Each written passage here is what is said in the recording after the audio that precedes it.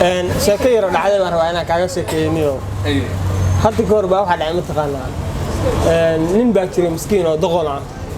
mar gabar walaashiis la dhalataa waxa tir walaalo hebel ma guursat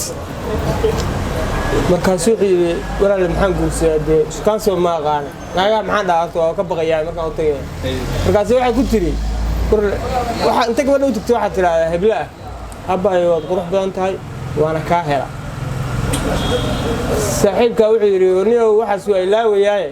warqad iigu qor warqad bay iigu qortay abayo waa qurux badan tahay waana ka hela gabadhii uu tagay intii uu ku yiri gabadhii kama waarana waxa tiri abu adaa iga daranay adiga rabtay waa ka helay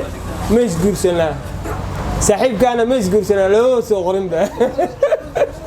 jawaab kale say u soo wixii la ima soo qorin hadda haween weey waxa dhacay haweenka dhawada cashadiidka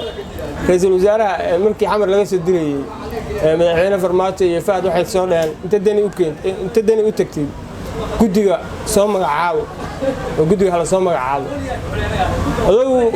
intii lagu soo akhriyay buu la yimid garoowe waa la soo dhaweysay waa la sharfay si fiican baa la yeelay waa la wada hadlay daraguna hadduu wada hadlo ama waa la heshiinayaa ama waa la saf garan waayaa adugu saf garan la'aan bay sheekada u ekaatay saaxiibka waxa la haddii xajay saas noqotay dee casho sugoontina ku sameeynaa cashada ka soo qayb gal odaygu war kale si leeyma soo qorin war waxa taa iga darar ma taqaana odaygu madaxweynuhu waa sharfay halkaan markuu ka tagay si fiican buu u sugantay madaxweyne Saciid Cabdullaahi Deni airborku geeyo shir janaad baa qabto si fiican baa loo sugantay wala ma bixiyay saaxiibka uu sameeyay markuu tagay maxaa dhacay ma taqaana beeshiisi la cashay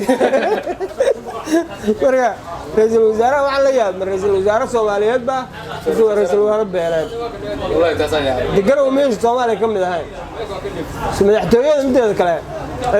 kuwa waxaan ka qorayaa madaxweynuhu wuxuu uga baaqsaday ra'iisul wasaaraha wuxuu uga baaqsaday casada amni darro meeshu deganaa way meesha casada lagu sameeyaa oo casada madaxtooyadu ku lahaa cunada oo dhanba ma garata haduu xataa cunada diidayo madaxtooyada dhexdeeda la dejiyay habeenkii casada uu diidayna dee magaalada ku wareegaya amni darro haday jirtay martisoor iyo intii wareegaya ma garata marka saaxiibkeen waa salaameynaa labada bilood khayr ku dhameysaan leenahay